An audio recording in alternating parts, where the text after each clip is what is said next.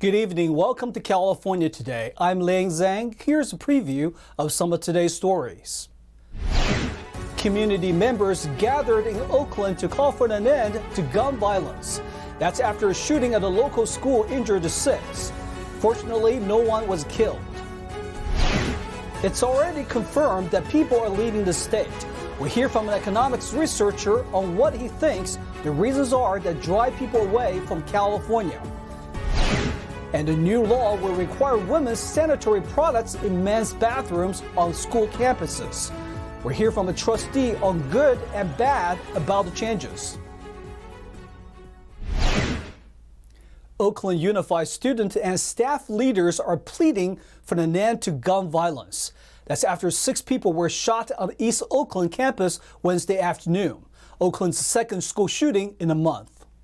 Officials said a school shooting in Oakland left at least 6 people wounded on Wednesday. No one was killed in the incident. Oakland Mayor Libby Schaaf wrote on Twitter that the shooting happened at Sojourner Truth Independent Study, an alternative K-12 school. Oakland police have confirmed 6 adults were injured in the shooting. In all, 6 adults, individuals 18 and over, who have some affiliation with the school, were determined to be suffering from gunshot wounds.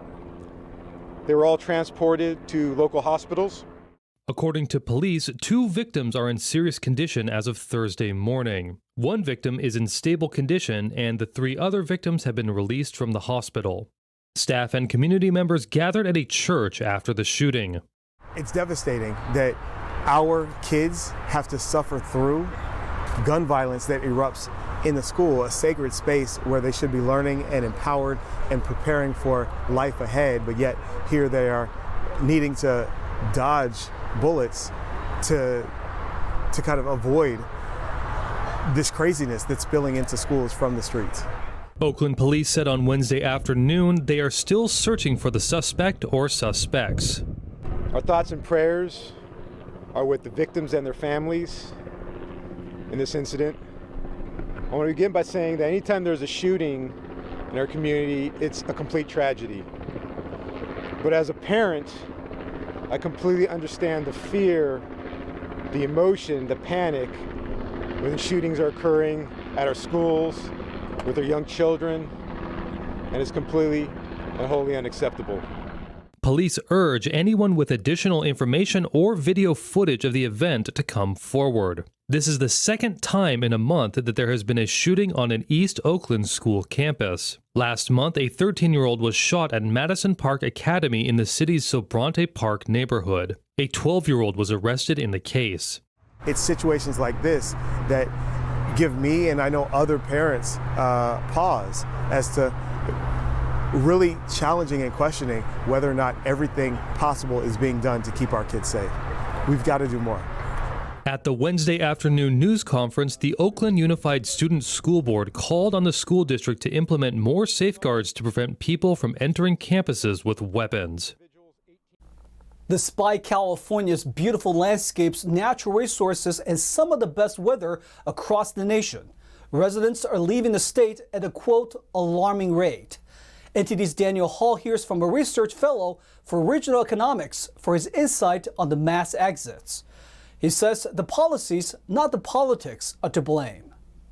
The Department of Finance estimates California's population has declined by 300,000 people annually in recent years. After the 2020 census, the exodus has resulted in the Golden State losing a seat in Congress. E.J. Antony, a research fellow for regional economics in the Center for Data Analysis at the Heritage Foundation, wrote that people leaving this fast is a, quote, alarming rate. You're looking at the highest income taxes, the highest sales taxes in the country in California.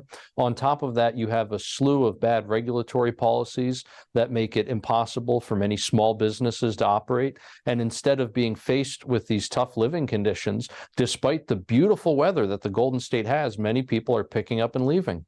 Antony cited several issues which he says are the cause of the exodus. Those include leadership, public policies, an increase in taxes, and high gas prices. It really seems to be a culmination of a multitude of bad policies over the years. And if we look at the data, what we see is that year after year, the policies unfortunately get worse and worse. Antony reported that California has the highest marginal income and sales tax in the nation. Income tax sits at 13.3%, while sales tax is 7.25%. It also has nearly the top corporate tax. The Golden State additionally has one of the highest gasoline and diesel taxes in the nation, about 68 cents and $1 respectively. Antony warned that imposing gasoline taxes has negative setbacks that lead to a higher and unsustainable cost of living. I think people really underestimate how much the price of gasoline affects so many aspects of our lives, because it affects not only transportation costs, but also when you go to the grocery store and you pick an item up off the shelf, chances are it got there by a vehicle that was powered either by gasoline or by diesel. Antony also talked about California's push for green energy. He described it as one of the biggest detriments to the state's residents. He says that's because green energy is both expensive and unreliable. California's energy costs are approximately 80% higher than the national average. California's war on reliable energy has probably been the biggest detriment to itself and its people, because that includes things like not only taxes on gasoline, on diesel, but also a vow to abolish the internal combustion engine within the state in only a matter of years. You are talking about completely upending the state's entire infrastructure system to make that happen. Additionally, Antony says that political affiliation is not a factor. He stresses that the root of California's problems are the policies and not the political parties. Antony blames both parties for what he described as ineffective and counterproductive policies. You find Californians leaving not only for Texas, but also for Nevada, for Washington, for Oregon, and other states that are not known at all for being conservative. But what do all these states have in common? Low taxes, less regulation, lower cost of living. And so people are leaving the policies and their bad effects, not so much the politics. He said the demographics of people leaving are often affluent families, while lower-income families remain stuck where they are. Daniel Hall, NTD News, California. Just as Antony said, the wealthy are leaving California. The sales of priciest houses in California dropped dramatically. Other factors include inflation and rising interest. According to real estate service Redfin, California leads the United States in plunging luxury home sales. Luxury home sales dropped 70% in the city of Oakland and 55% in San Jose and San Diego. Nationwide, the sales of luxury houses declined about 28%. Mortgage News Daily reported that the 30-year fixed mortgage rate was 6.8% as of January 28th. It has been steadily rising since January. According to the U.S. Labor Department, the annual inflation rate for the United States reached 8.3% in August.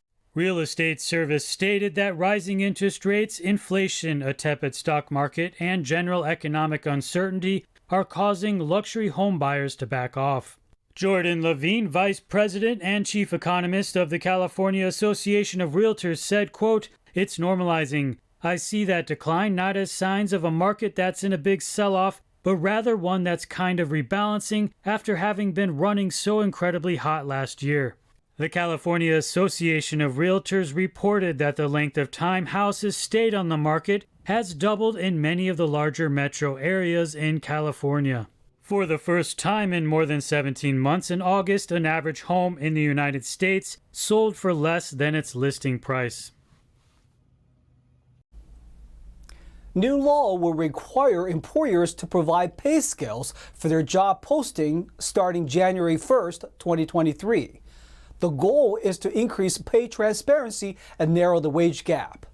Opposers argue it will limit an employer's ability to hire and discourage growth or expansion in California. Governor Gavin Newsom signed Senate Bill 1162 into law on Tuesday, requiring employers with 15 or more workers to provide a salary range on their job postings. The law will come into effect on January 1st, 2023. The measure also requires employers to maintain records of the job titles and wages of each employee. The data will be subject to the inspection of the labor commissioner. Violation fines will be up to $10,000. The bill's author, Democratic Senator Monique Limon from Santa Barbara, wrote, "Disclosing salary ranges have been proven to narrow the wage gap." California Unions and Women's Committee supported the measure. But the Chamber of Commerce and certain industry associations opposed it. They said the law could limit an employer's ability to offer higher wages to new or existing employees and discourage growth or expansion in California. Other bills signed by the governor on Tuesday include Assembly Bill 1287 to eliminate the pink tax in California and a new law to increase eviction protections for domestic violence and abuse survivors. These bills were all backed by the Legislative Women's Caucus. Governor Gavin Newsom has recently signed a bill into law that would now require California public school systems, community colleges, and the California State University system to provide free menstrual products to both women and men. However, the law is being met with backlash due to hidden inclusions. NTD's Jackie Rios spoke with a trustee of a California school district to find out more. The Menstrual Equity for All Act, introduced by Democratic Assemblywoman Cristina Garcia, will eliminate taxes on menstrual products. It will also expand access to free sanitary pads and tampons in public schools. The bill also requires that all gender-neutral restrooms and at least one men's restroom have accessibility to these products. According to the law, it's 6th through 12th grade. And it's at least one men's bathroom. And everywhere where these are facilitated, there's supposed to be a notice on the wall saying that it's California law and that there needs to be access to free tampons and menstrual pads as well and hygiene products in all gender bathrooms, in women's bathroom, and at least one men's bathroom. Esther Valdez Clayton, a trustee for the Coronado Unified School District in Southern California, gave a divided opinion on the bill. She said the bill is intended to provide access to menstrual products, especially minorities who may not have access or finances to obtain these products. But she also said that the bill contained portions that she described as, quote, inexplicable and illogical. That was about menstrual products in the men's bathroom. Valdez Clayton says one legislator commented that it was to normalize menstruation amongst all genders. It has everything to do with what they said that they intended to do. Normalize menstruation among all genders. That means to educate the next generation of Americans to believe that men have a uterus, men have a need to menstruate, men have the reproductive system, and that anybody can cross over and be a man and have a period, and be a woman and have a period. She goes on to say that we are supposed to be educating children in academics and not indoctrinating them. She stressed that many parents have no idea that this is even going on. Valdez Clayton argues that legislators are using race and poverty as an excuse to pass an underlying agenda. As a Latina, I'm tired of being used consistently because of my race, because of my skin color, to justify the normalization of something that really has to do with morality and a psychological condition. It has nothing to do with impoverished women. She added that the language of the bill did not include the term women, but instead used menstruating persons. It's the right thing to do to provide for poor women, but why do our boys have to be exposed to that? It's not a biological need for that. And that really shows forth their true meaning, their true intent. Clayton added that it is important that parents talk with their children, get involved with their local school boards, and stay up to date with current policies going on. Jackie Rios, NTD News, Los Angeles. We are going to take a short break, but here's a look at what we got for you when we come back. Google has a new way to search for food. Rather than look up a restaurant, they are developing a way to search for a specific dish. And a new bill will allow more hunting of wild pigs. That's after the destructive pigs, who are not local to California, have grown to large numbers and ended up destroying property. We're here for what's changing. That and more on California Today.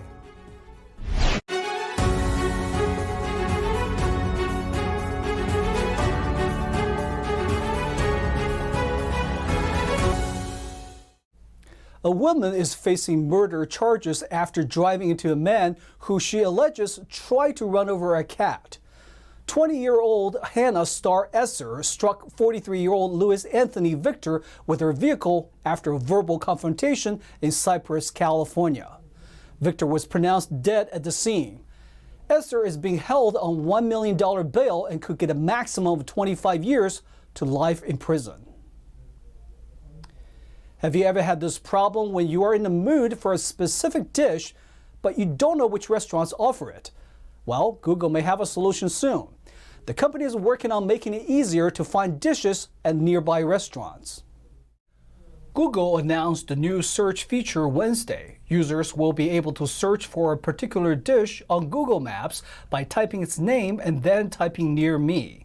The list of results will include images, and you will be able to click on each image and get some specific details, such as price, restaurant names, and even ingredients. The feature will even let you search for versions of dishes that are vegan, vegetarian, or spicy. Google plans to release the feature in the coming months. California just signed a legislation to start dealing with one of its somewhat invasive species, wild pigs. That's due to ongoing concerns with the damage they cause. NTD's David Lamb talked to state agencies to hear about what they're now taking measures to reduce the problems. If you like picnicking, just be wary that you may or may not get some special guests joining you. Within the last 30 minutes, I saw a group of pigs, most likely a family, just go through this area looking for food, scaring off some turkeys, and then they ran off that way. So when you get a special picnic campground like this, plus a tree that drops a lot of acorns, it could be a prime spot for these animals to drop by.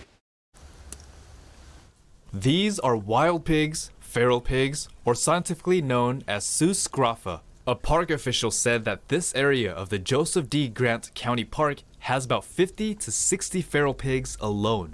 Their diet is varied and includes fruits, roots, fungi, and invertebrates. With the use of their snout, they can tear up the land, including residential neighborhoods. Due to the nature of their shovel-like nose, pigs can be very destructive, and they pretty much dig and shovel out everything that they can as their food source with their nose. Williams is a manager with the California Department of Fish and Wildlife.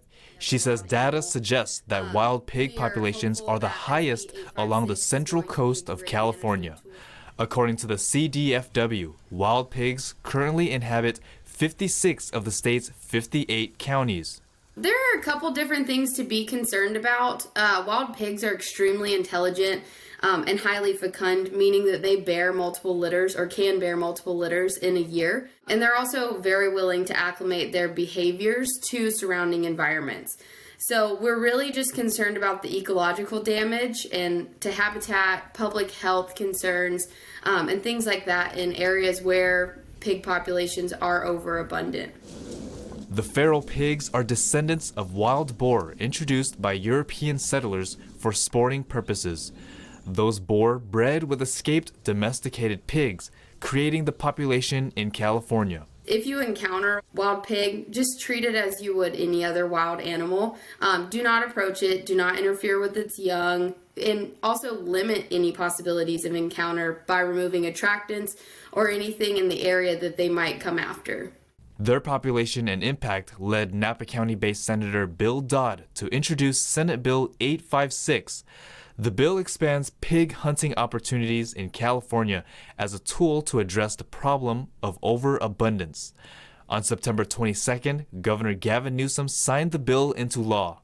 It classifies the wild pig as an exotic game mammal and allows hunters to pay a fixed price for unlimited hunting. It is extremely unlikely that we will ever be able to remove all wild pigs throughout the state just through hunting, but we do look at it as an effective tool to both reduce the population and help in changing some of their behavior. The bill has been opposed by some hunting groups, citing potentially reduced revenue.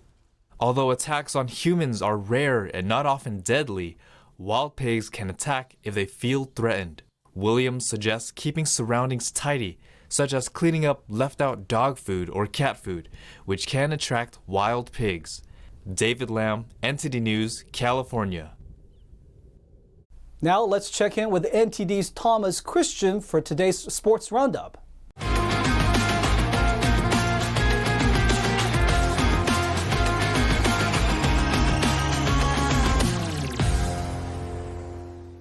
I'm Thomas Christian, giving you the California Today Sports Roundup.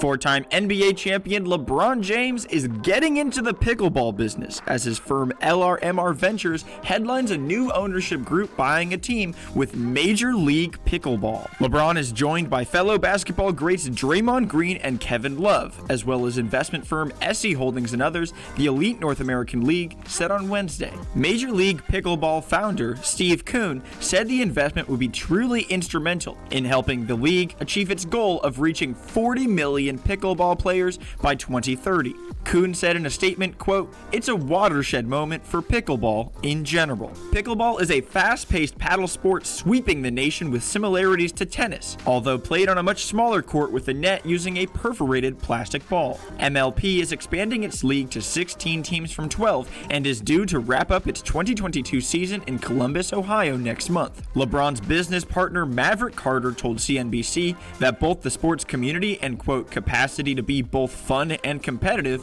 were motivating factors in the deal. John Brebbia ran his streak of consecutive scoreless starts to 9. Jock Pederson tripled home 2 runs, and San Francisco beat visiting Colorado for a 7th straight time. Brebbia combined with Sean Hell, Shelby Miller, Tyler Rogers, and Junior Marte on a 4-hitter.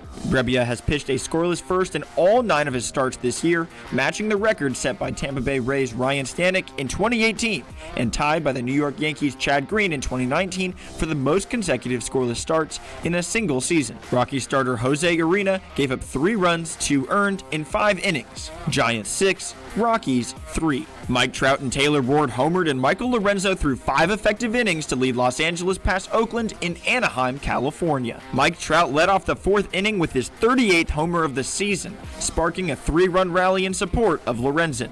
The right-hander gave up 1 unearned run in the 1st inning and nothing else in 5. Oakland starter Adrian Martinez gave up 3 runs on 5 hits in 4 and 2/3 innings. Angels 4, A's 1. Freddie Freeman broke up a scoreless tie with a run-scoring single to center with 1 out in the 10th inning, giving Los Angeles a shutout victory over San Diego. Freeman's career-high 192nd hit of the season off Padres reliever Steven Wilson drove an automatic runner Mookie Betts from 3rd.